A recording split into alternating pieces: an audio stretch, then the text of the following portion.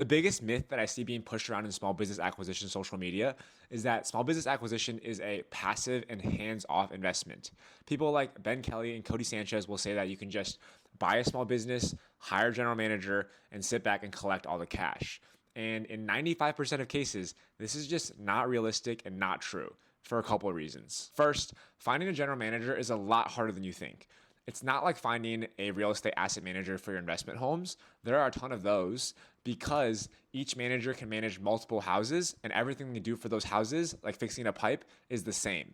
Whereas for a small business, everyone is unique. So you need to find a unique, dedicated manager for your small business, which is hard because you need to find someone who's motivated and competent enough to help you manage and grow your business, but also not too motivated and too competent where they'll think managing a small business will be beneath them and they'll look for something bigger and more ambitious. If you do manage to find someone who is willing to manage your business for a salary, they'll tell you to your face that they'll do whatever it takes to help you and the business grow.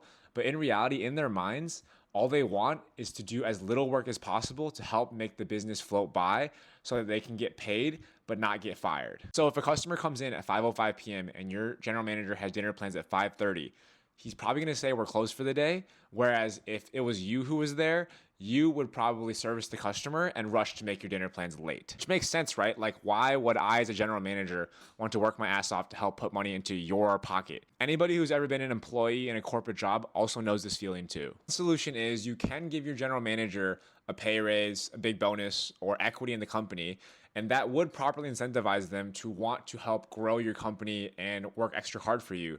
But the problem is that small businesses generally aren't big enough nor profitable enough to pay your general manager a big bonus or give away equity and leave behind enough cash for you to collect a reasonable amount of money as the owner. Which is why 95% of people who buy small businesses end up going to manage the business themselves as the general manager because they're motivated to grow the business, but they also don't want to share too much of the pie with anybody else because it's not big enough. Even though it's not entirely a passive investment, small business acquisition is still, in my opinion, the best way to build wealth and gain financial freedom. It requires being more hands-on and active for the first part of your career, but you get to retire way earlier than if you did something like real estate investing.